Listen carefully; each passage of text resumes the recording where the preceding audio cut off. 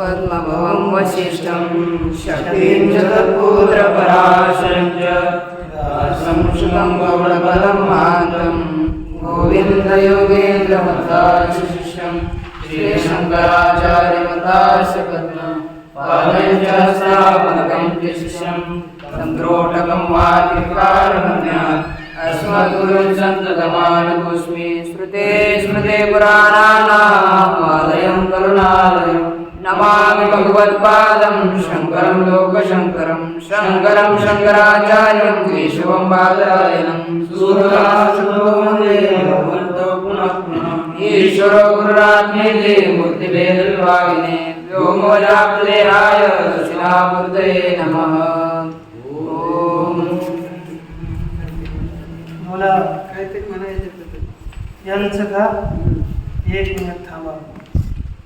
येन चित्तस्य पदेन वाचा योगेन चित्तस्य पदेन वाचा मलं शरीरस्य च वैद्यकेन मलं शरीरस्य च वैद्यकेन योगेन चित्तस्य पदेन वाचा योगेन चित्तस्य पदेन वाचा मलं शरीरस्य च वैद्यकेन मलं शरीरस्य च वैद्यकेन योपाकरोत्तं प्रवरं मुनिना योपाकरोत्तं प्रवरं मुनिना योपाकरोत्तं प्रवरं मुनिना योपाकरोत्तं प्रवरेण मुनिना पतञ्जलिं प्राञ्जलिरानतोऽस्मि पतञ्जलिं प्राञ्जलिरानतोऽस्मि पतञ्जलिं प्राञ्जलिरानतोऽस्मि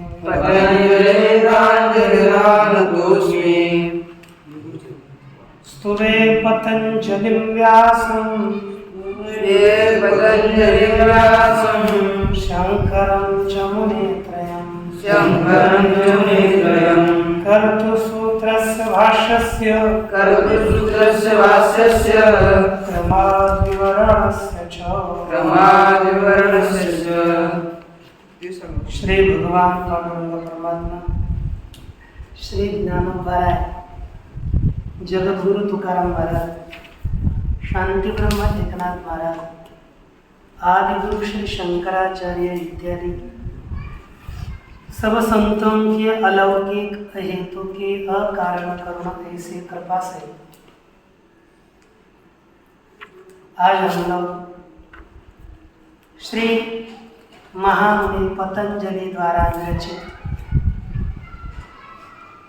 योग सूत्र के विचार के लिए आरंभ करने जा रहे हैं।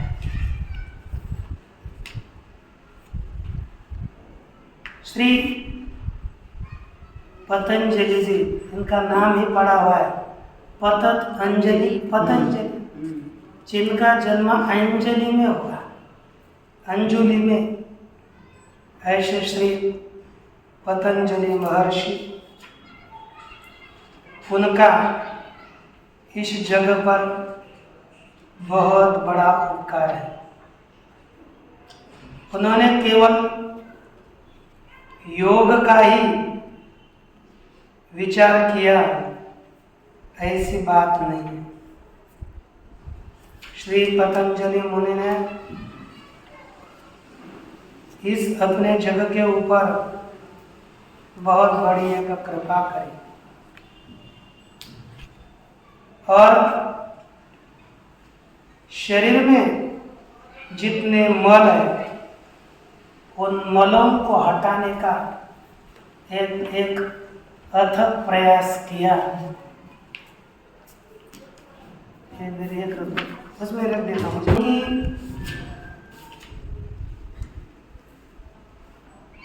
ब्रह्मविद श्री भर्तृहरि जी अपने वाक्यपदीय के ब्रह्म कांड में कहते हैं, काय वाक् बुद्धि विषया हे मला समवस्थिता चिकित्सा लक्षणाध्यात्म शास्त्रैस्तेषां विशुद्धया। इस देह में एक शारीरिक मल, बौद्धिक मल और दूसरा वाणी का मद, शरीर का मद, वाणी का मद और बुद्धि का मद, ये विद्यमान है। और इन तीनों के मलों को हमें हटाना चाहिए, है कि नहीं? तीनों के मलों की निवृत्ति होगी तभी तो ब्रह्म साक्षात्कार की योग्यता हमें आएगी। शरीर नित्य अपवित्र रहता है, पवित्र करना चाहिए, वाणी का पवित्र होना चाहिए, पावित्र्य संपादित करना चाहिए। जैसे क्या बोले, अब जैसे ये आदमी है रोहित, एक चटई को बोलना है, चटई, तो चटई शुद्ध बोल सकता है ना, उसको बोलेगा चटाई, चटड़ी। तो चटाई बोलेगा तो मतलब ये कौन सी शब्द है? ये वाणी शुद्ध वाणी है, अशुद्ध वाणी है। तो शारीरिक दोष होता है, मानसिक दोष है और वाचिक दोष होते हैं। इसको बरसा काय वांग मन, इन तीनों के दोषों को, है ना, तीनों के दोषों को हटाने का हमें प्रयास करना चाहिए। और श्री पतंजलि महर्षि जी ने इन तीनों के दोषों को दूर कराने के लिए उन्होंने ग्रंथों की निर्मित करी है। अभी हम लोगों ने मंगलाचरण वही किया, योगेन चित्तस्य, योग के द्वारा जिन्होंने चित्त के मल को हटाने के लिए प्रयास किया, इसलिए योग सूत्र की रचना करी है। पदेन वाचा, महाभाष्य जैसा पाणिनि सूत्रों के ऊपर विशाल काय ग्रंथ निर्माण करके वाणी की शुद्धता लाने के लिए उन्होंने प्रयास किया, एक ग्रंथ रचा। मलम शरीरस्य च वैद्यकेन, और उन्होंने शरीर का मल दूर करने के लिए वैद्यक, एक औषधि विषयक ग्रंथ की रचना करें। पहला क्या किया? योगेन चित्तस्य, चित्त का मल दूर करने के लिए योग की रचना करी। वाणी का दोष निवृत्त करने के लिए पद अर्थात व्याकरण जैसे के ऊपर महाभाष्य की रचना करी। और अपने शरीर के रोगों की निवृत्ति के लिए उन्होंने वैद्य विषयक वो ग्रंथ का नाम अभी मुझे पता नहीं है, एक चरक संहिता तो उनकी कैसी होगी, चरक जी का सो जाएंगे फिर, है ना? हाँ? देखो अब व्याकरण हो सकता है। इस तरह से तीनों प्रकार के ग्रंथों का निर्माण करके सब जगत के ऊपर श्री महर्षि पतंजलि ने कृपा करी। अब आज हम लोग श्री महर्षि पतंजलि ने जो सूत्र लिखे हैं उन सूत्रों का, उनके ऊपर श्री व्यास महर्षि जी ने भाष्य लिखा है, उस सब भाष्य सूत्रों का विचार करें। लेकिन संभवतः अतिशय दुर्लभ टीका मिलती ही नहीं है, पुस्तकालयों में छपती ही नहीं है। ऐसी एक टीका है जो भगवान शंकराचार्य जी ने लिखी हुई है। ये नाम पहले सुना है कि नहीं? क्योंकि भगवान शंकराचार्य जी ने इसके ऊपर विवरण लिखा हुआ है, उसका नाम है विवरण टीका का। इसलिए प्रारंभ में मंगलाचरण करते हम लोगों ने कहा स्तुवे पतंजलिं व्यासं शंकरं च मुनित्रयं कर्तृसूत्रस्य भाष्यस्य क्रमाद् विवरणस्य च। इस तरह से टीका है, भगवत भाष्यकार जी ने भाष्य के ऊपर विवरण नामिका टीका लिखी है, लेकिन वह कहीं पर भी प्रकाशित होती ही नहीं है। उसकी हमने ही बनारस में जेरॉक्स बहुत ढूंढ करके करवाई थी। और दूसरा है भास्वती, एक भाष्य के ऊपर टीका है। अब इनके सबके लेखक अलग अलग है। भास्वती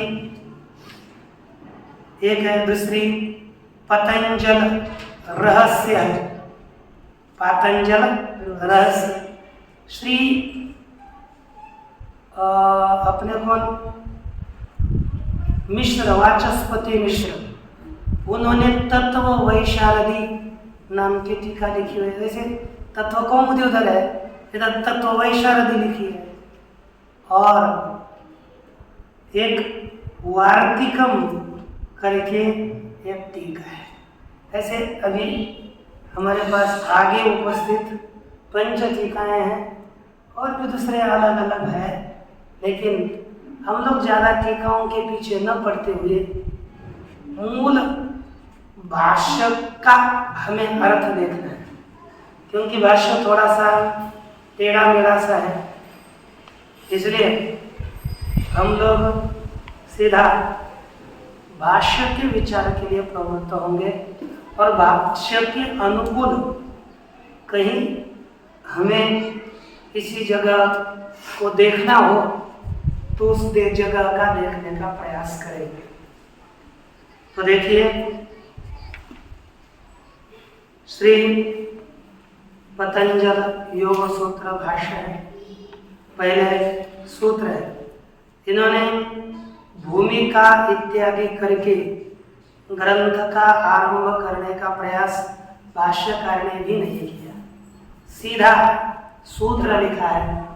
और भाष्य थोड़ा व्यास महर्षि जी लिख रहे हैं तो पहली भाषा टेढ़ी थी, यानी कठिन भाषा है, उसको समझने के लिए थोड़ा दिमाग अधिक लगाना पड़ता है। इसलिए सरल भाषा में होना चाहिए भाष्य, लेकिन सरल भाषा में। तो देखो,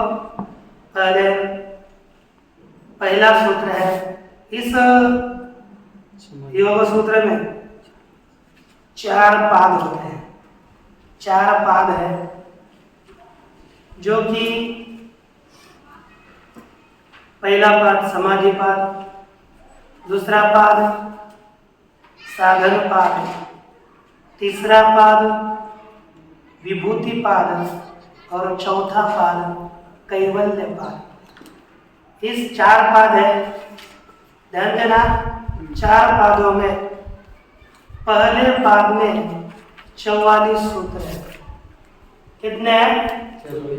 कितने सूत्र है? 44 सूत्र है। दूसरे पाद में 52 सूत्र है। 52, 44 और 52 कितने हुए भाई? 96 अर्थात 96 सूत्र है ना। और तृतीय पाद में 450 सूत्राणी संधि। 150 हो गए, 4 150 है कि नहीं। और अंतिम पाद में 34 सूत्र है। 184 सूत्र पूरे इस योग सूत्र में। कितने? 184। तो अब पहले सबसे पहला पाद है समाधि पाद। इस समाधि पाद का हम लोग विचार आरंभ करेंगे। तो देखिए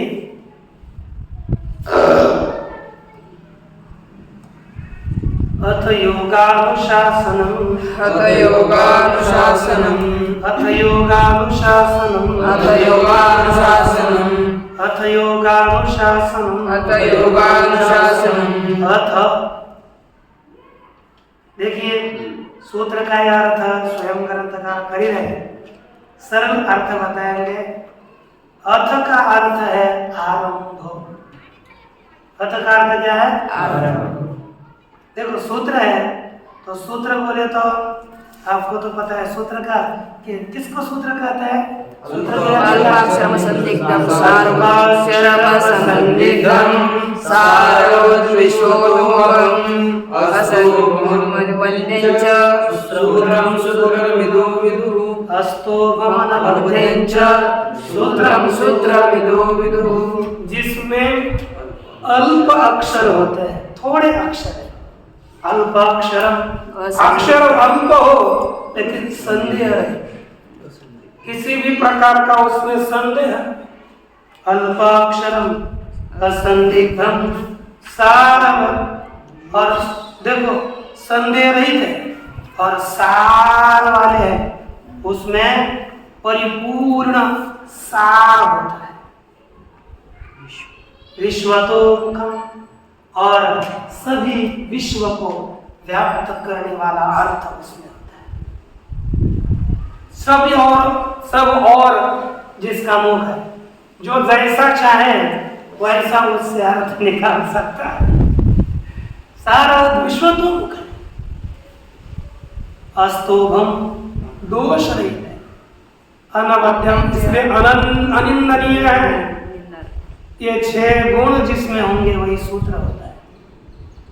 और इन्हीं सूत्रों के ऊपर, उसमें भी सूत्रों के 6 प्रकार होते हैं ना, कौन से? संज्ञा च परिभाषा च विधिर्नियमैव च अतिदेशो विकारश्च षड्विधं सूत्रलक्षणम्। देखो कितने प्रकार के सूत्र होते हैं? 6 प्रकार के।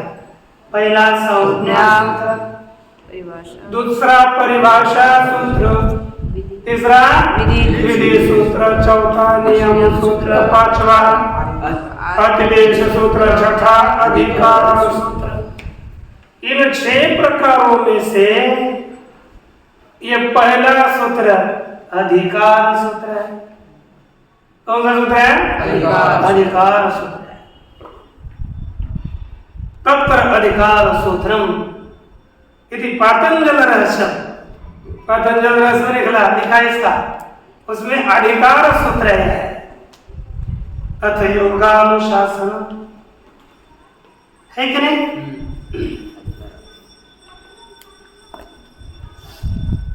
अब ये इस सूत्र का आरंभ करेंगे, लेकिन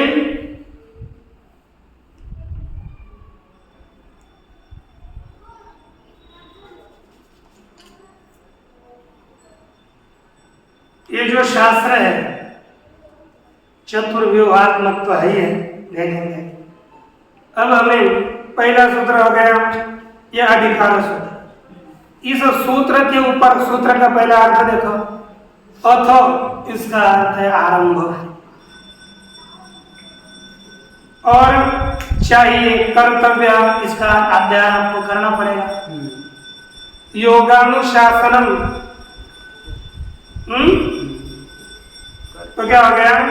योगानुशासन का आरंभ हुआ ऐसा समझना चाहिए। किसका? योगानुशासन का। ऐसा करेंगे, योगानुशासनम अथ का अर्थ आरब्धम वेदितव्यम। अर्थ क्या हो गया? योगानुशासन का आरंभ हुआ ऐसा समझना चाहिए। अब योगानुशासन का आरंभ हुआ, यह सरल अर्थ किया। अब इन्हीं का श्री व्यास महर्षि भाष्यकार स्वयं अर्थ करेंगे।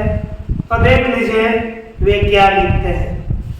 उन्होंने लिखा कि अथो इति अयम अधिकारार्थ। अर्थ यह कौन है? अधिकार अर्थ है। अथ इति शब्दो अधिकारार्थ, इसका क्या अर्थ है? अधिकार। अथ इस शब्द का, पहले देखो अथ इति दिखाएंगे नहीं, तो अथ इस शब्द का अधिकार अर्थ है। क्या अर्थ है? अधिकार अर्थ है। अथ शब्द का अर्थ क्या हो गया? अधिकार। अधिकार। क्या अर्थ है? अधिकार। किसका? अथ शब्द का। उसका भास्वती टीका में लिखा आरंभनार्थ, माने आरंभ। अधिकार का दूसरा अर्थ क्या हो गया? आरंभ। तो अब यहाँ ये है, यही हमें आज लिखना है। अथ इत्यस्य आरंभ अर्थ। अथ का अर्थ क्या हो गया? आरंभ अर्थ। तो आगे भाष्य में आगे पंक्ति लिखी, क्या लिखी भाई? बोलो। अब अन्वय करो। आरंभ हो गया ना। योगानुशासन सूत्र है, योगानुशासन में शास्त्र है, तो योगानुशासनम शास्त्रम अधिकृतम माने आरब्धम। अधिकृतम का अर्थ क्या हो गया? आरब्धम। टिप्पणी लगाना नहीं कर करो। अधिकृतम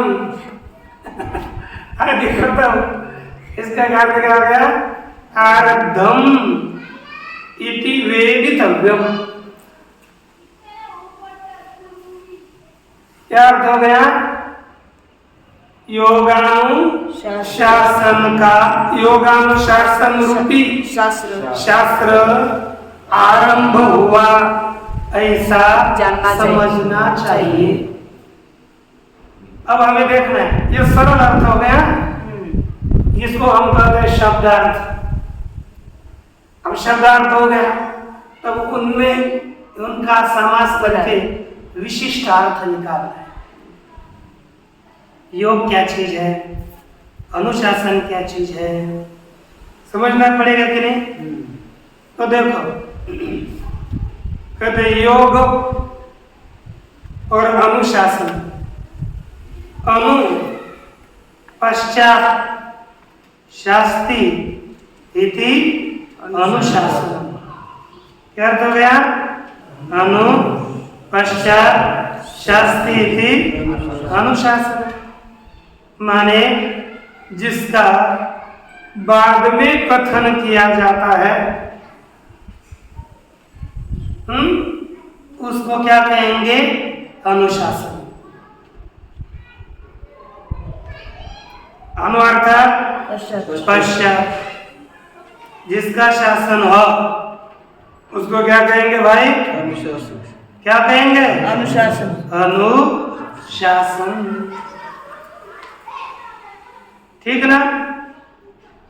अब हम किसके पश्चात ये बोले तो का योगस्य अनुशासन। योग क्या चीज है? योग लिखा, योग समाधि। योग अर्थात समाधि। अब हम अर्थ सीधा क्या करेंगे? योग अर्थात समाधि। समाधि लगने के पश्चात जिसका उपदेश किया, शासन में नहीं उपदेश, लेकिन समाधि के पश्चात जिसका उपदेश हो, ऐसा शासन है ना। जिसका पहले अनुभव लिया, अनुभव किया है ना, उस समाधि के पश्चात योग का अनुशासन है ना। समाधि के पश्चात जिसका उपदेश किया गया हो, ऐसा शास्त्र आरंभ हुआ, ऐसा समझना चाहिए। हाँ, समझ में आए हो? अब यह अर्थ होगा, यहां पर देखो, वह समाधि क्या चीज है? वह कहते हैं कि सच सार्वभौमः चित्तस्य धर्मः। क्या लिखा? सच चित्तस्य सार्वभौमः धर्मः। एक एक पद देखो, कल मैं पूछने वाला हुआ ऐसा नहीं, क्योंकि अभी ग्रंथ ठीक है ना, पंक्ति आपको आरंभ में यदि बार पूछो, कम से कम आपको 5-6 महीने में नित्य पूछता रहा, उसके बाद कभी नहीं पूछा तो भी आपको पंक्ति लगाने का वह अंदाज आ जाता है पूरा। तो देखो किसका अन्वय पूर्वक देख रहा है, च सह चित्तस्य सार्वभौमः धर्मः हो गया, और वह चित्त का सार्वभौम धर्म है। अर्थ क्या हो गया? बोलो बोलो। और वह चित्त का सार्वभौम धर्म है। सार्वभौम धर्म अर्थात ये हमें देखना पड़ेगा। सार्वभौम धर्म माने सभी भूमियों में होने वाला धर्म। जितनी चित्त की भूमियां है उन चित्त वहां पर होने वाला जो धर्म उसको कहते हैं समाधि। बासमती में लिखा है यहाँ पर वक्षमान क्षिप्तादि सर्वभूमि साधारण चित्त धर्म। आगे यहाँ पर तुरंत बताए जाने वाले जो क्षिप्त इत्यादि संपूर्ण भूमियों में साधारण रीति से होने वाला जो धर्म है वही समाधि है, और उसी को कहते हैं योग। ठीक हुआ ना?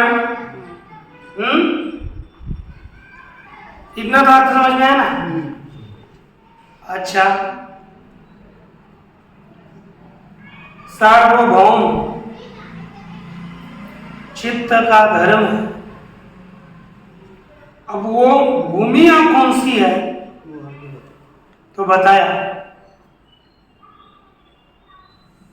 क्षिप्तम मूढ़म विक्षिप्तम एकाग्रम निरुद्धम इति चित्त भूमयः। हुआ कि नहीं? कौन कौन सी भूमियां हैं? क्षिप्त, मूढ़, विक्षिप्त, एकाग्र और निरुद्ध। ये किसकी भूमियां हैं? चित्त की भूमियां। कितनी भूमियां हैं? 5 भूमियां हैं। पहली भूमि कौन सी? क्षिप्त। पहली भूमि है क्षिप्त। क्षिप्त अर्थात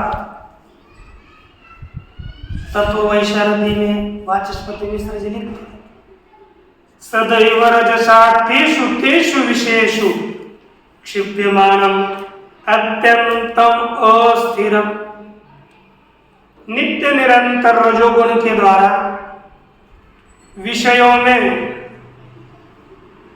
चित्त को डालना, विषयों में चित्त को फेंकना, वारंवार चित्त है ना विषयों में जाना, यह कौन सी भूमिका है? चित्त। अपना मन हम स्थिर करने का प्रयास करते हैं, लेकिन मन स्थिर होता नहीं, वारंवार विषयों में ही दौड़ता है। तो ये क्या हो गया? क्षिप्त। ये भाष्यकार तो लिखते हैं, भगवत भाष्यकार, क्षिप्त में जो त हुआ है ना, कर्म कर्तरी, कर्म कर्तरी में निष्ठाक्त प्रत्यय है। अर्थात स्वयं चित्त दौड़ता है, उसको कोई दौड़ा नहीं रहा। चित्त क्षिप्त है, स्वयं चित्त विषयों में दौड़ता है सहज रजोगुण के द्वारा, वही क्षिप्त अवस्था है। दूसरी है मूढ़, मूढ़ अवस्था का अर्थ क्या? निर्विवेक, अर्थात विवेक रहित अवस्था। ये भाष्यकार का शब्द है, मूढ़म निर्विवेकम। क्या कहते हैं? विवेक रहित, अथवा वही शारदिकार लिखते हैं कि मूढ़म तु तमस समुद्रे का निद्रावृत्ति मत। मूढ़ वृत्ति किसको कहते हैं पता है? तमोगुण का उद्रेक, प्राबल्य होने के कारण निद्रावृत्ति वाला चित्त होना, ज्यादा झुकना। आज नहीं सोएगा, है ना? बताएंगे देखा क्या है? निद्रावृत्ति मत। इसको क्या कहते हैं? एक शब्द में याद नहीं चाहता। तो निद्रा वृत्ति वाला जो चित्त होता है उसको क्या कहता है? मूढ़। ठीक ना? क्षिप्त, मूढ़, उसके बाद क्या है? विक्षिप्त। विक्षिप्त अर्थात नाना क्षिप्त, अनेक और दौड़ने वाला। क्षिप्ताद विशिष्ट, ठीक है?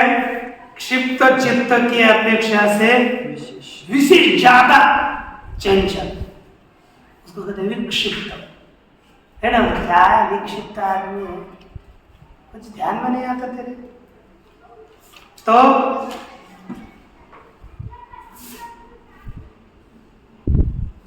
क्या है ना, क्योंकि एक आधा चित्त बहुत दौड़ता है, यानी विशेष अस्थेमा बहुलस्य कादाचित्कस्थेमा, जो ज्यादा अस्थिर होता है ना, वो कभी कभी एक खाली बारी रुक सकता है, और वह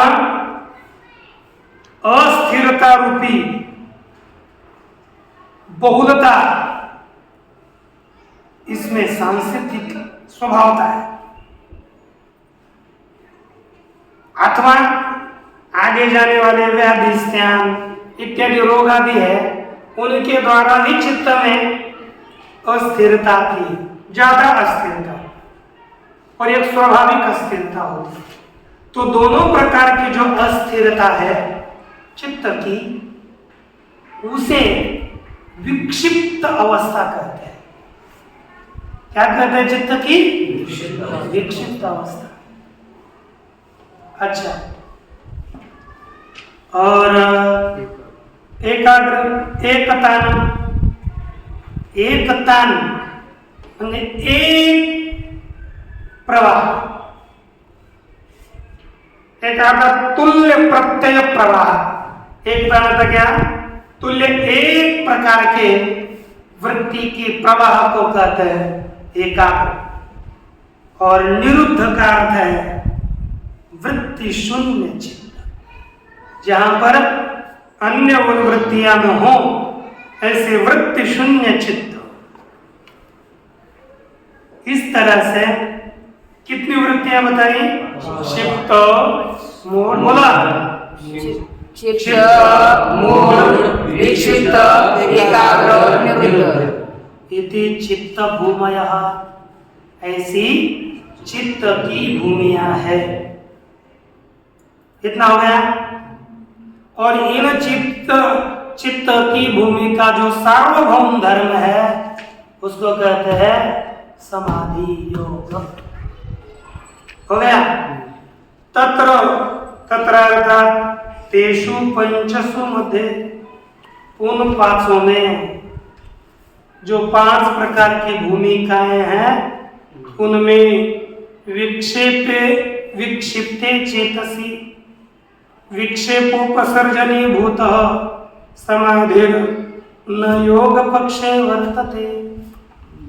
उन 5 भूमियों में कौन सी भूमि?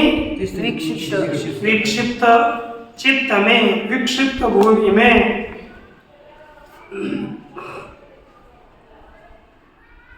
विक्षेपोपसर्जनीभूत।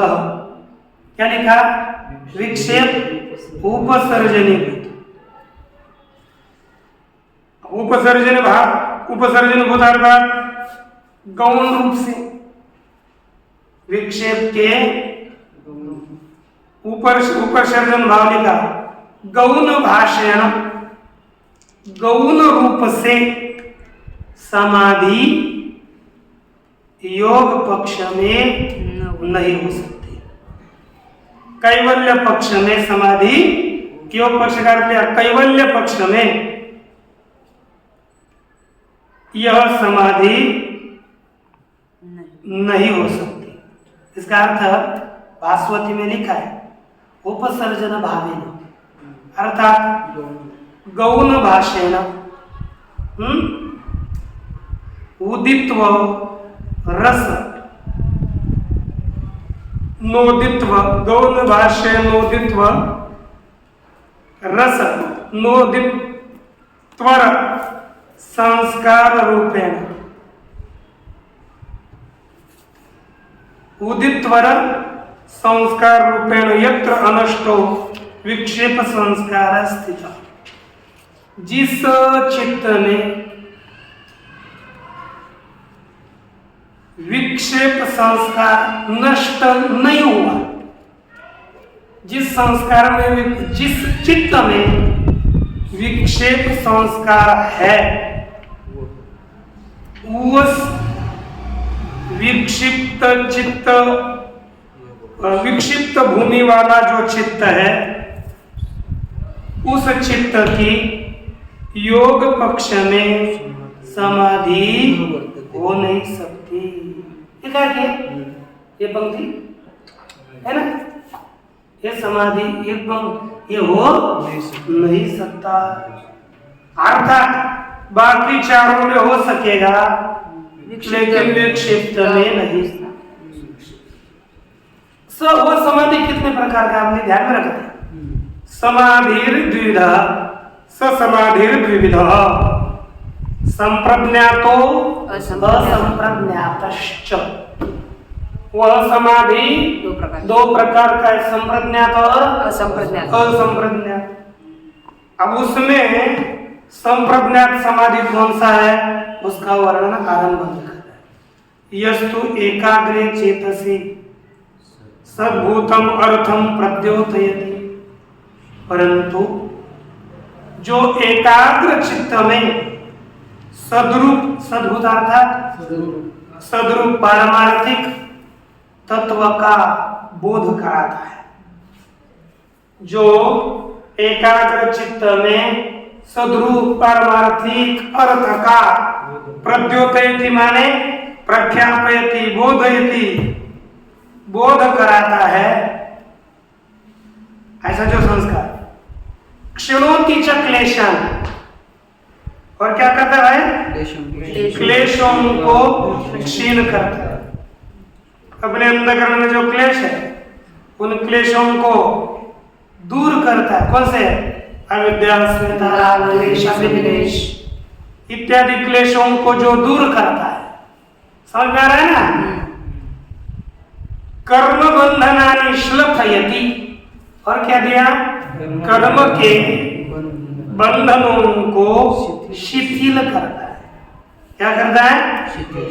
इसको कर्म के बंधनों को श्लथयति, क्लेश मूलक कर्म बंध होते हैं उनको कम कर लेता है।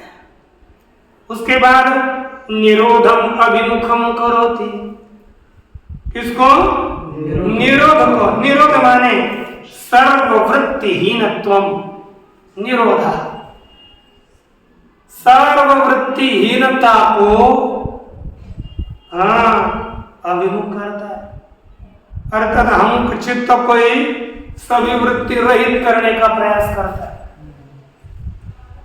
ऐसा जो समाधि है संप्रज्ञातो योगः इति आख्यायते, वह संप्रज्ञात योग है ऐसा कहा जाता है। माने जो योग, जो समाधि एकाग्र चित्त में सद्रूप अर्थ को बोधित करता है, प्रकाशित करता है, क्लेशों को दूर करता है, क्षीण करता है, कर्म बंधनों को शिथिल करता है और चित्त को निरोग के अभिमुख करता है। क्योंकि संप्रज्ञात समाधि में अभी तक चित्त पूर्णतः निरुद्ध नहीं हुआ।